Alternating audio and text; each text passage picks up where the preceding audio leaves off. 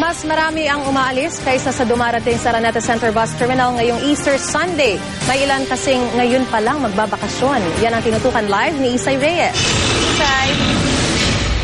Maris, matumal pa rin nga ang pagdating ng mga paserong galing ng probinsya dito sa Araneta Center Bus Terminal. Ang karamihan sa mga nandito ay yung pauwi pa lamang ng probinsya na dito nila piniling magsemana Santa sa Maynila.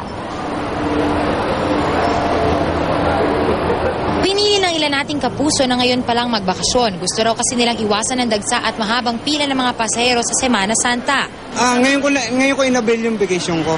Pero nung Holy Week pinapasok pa ako ng boss. Bakit mo ngayon inabil yung vacation? Kasi magbe-birthday yung tatay ng asawa ko. So kaya gusto nila sama-sama sila lahat. Sa bahay lang po kami nung Holy Week. Bakit ma'am hindi mo piniling sumabay sa bakasyon nung nitong Holy Week? Ang dami pong tao eh. Pauwi na rin sa mga probinsya ang ilan na sa Maynila na lamang nagdaos ng Semana Santa. Para raw kasi sa mga debotong katolikong katulad nila, mas maraming pwedeng magawa sa Maynila tulad na lang ng bisita iglesia. Ang mga probinsya raw kasi mas patok para sa mga gustong mag-relax. Masarap dito kasi pumunta kami ng grotto, tapos sa Antipolo.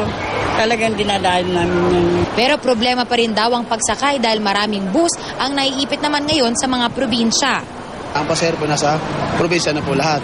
Kaya po ngayon, madala nga po, nasa probinsya lahat, pabalik po sila lahat.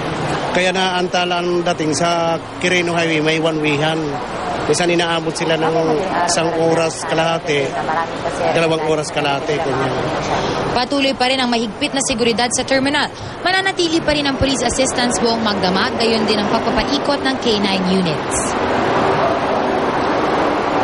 Maris, mamayang madaling araw pa raw ang inaasahang pagdagsa talaga ng mga pasahero nga na galing ng kanilang mga probinsya. Bandang 3:00 daw, talagang kakapal na raw ang dami ng tao dito. Sa ngayon ay wala pa namang naiuulat na aberya o aksidente sa mga bus na bumabiyahe mula sa mga probinsya papunta nga dito sa Araneta Center Bus Terminal. Maris. Maraming salamat, Isay Reyes.